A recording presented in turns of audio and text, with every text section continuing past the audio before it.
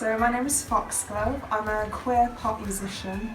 I would say that my craft is a mix of songwriting, artistry and just being a general creative. I really just love creativity and like making music and making art, so that's my craft. I would say that my story is a long journey of acceptance leading me to being my authentic queer self, making music and just being unapologetic about who I am, what I stand for and what I like. I'd say that being self-made is important because it's what you're presenting to the world. You get to choose how people perceive you and what you believe in, and I think to be self-made is to choose that narrative. You don't have anyone telling you to fit into a certain box or to do a certain thing or to look a certain way. You can just be yourself, and that is the most important thing about being self-made to me. I would say my biggest source of inspiration is just the LGBTQ+ community and the queer pop music scene. For so long I kind of struggled as to what sound I wanted to have and where I would sit in the music industry as a gay woman. And then I found the queer pop music scene and the DIY artists and just kind of found a home. So I'd definitely just say being queer and queer people. The best piece of advice I've been given, I think, is to not rush your art. I spent so long, especially in uni, just trying to get things done, just trying to have music ready, just to have music. But I think to make something that is important to you and something that means something, you have to take a little bit more time and you have to put a bit more attention to detail in. It can't just be like a snap your fingers and it's done type thing. I think the advice that I would give to other people is to just make what makes you happy. As I said, I've spent so long trying to find what it was that I wanted to do and make. But once I found that, I was like, this is it. The light bulb kind of went off. And I think when you find that moment, you should just hold on to it.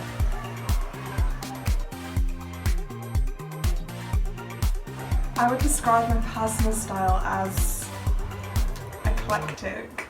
I love Clash and Prince and All Shades of Pink and Lilac. Anything high femme or anything super campy and extravagant is just what I look for in an outfit.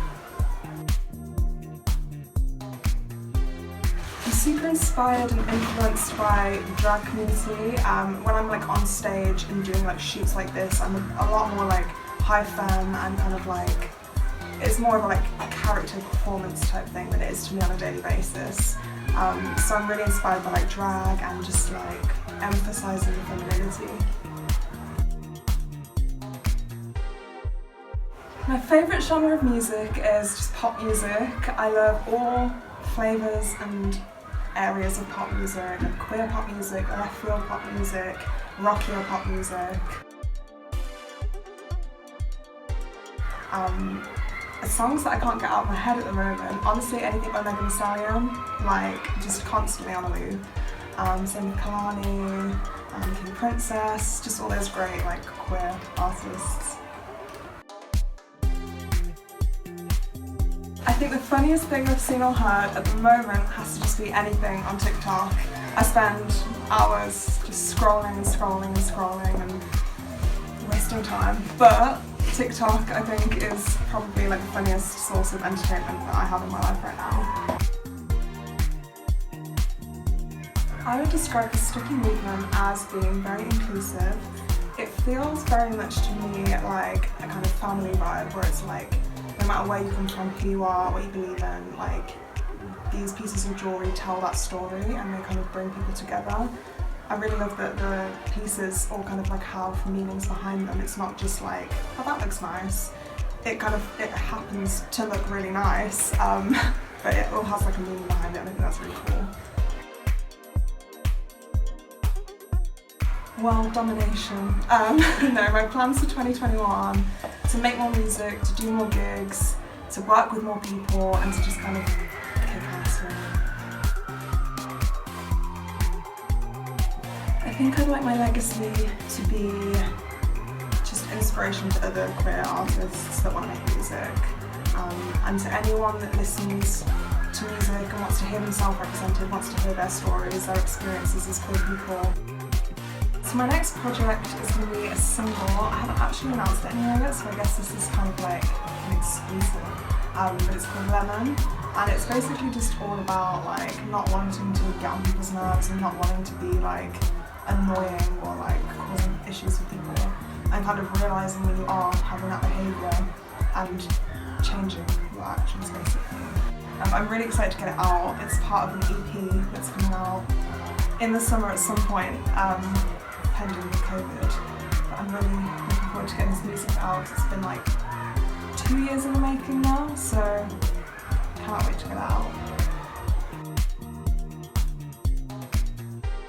So I'm going on tour with another queer artist called Thomas. He's really cool. He makes like pop disco music, and he's actually from back in the Black Country, which is where I'm from, like Birmingham area. So we kind of bonded over that and got to talking, and he invited me on tour. So we're actually hitting up a bunch of like the gay bars in the UK and just having like a sick queer club night type thing. So I'm really looking forward to it. If you want to find out about that, you can head to Thomas and you'll find all the links there. If you want to find more of my work, you can find me pretty much anywhere under Foxgluvv.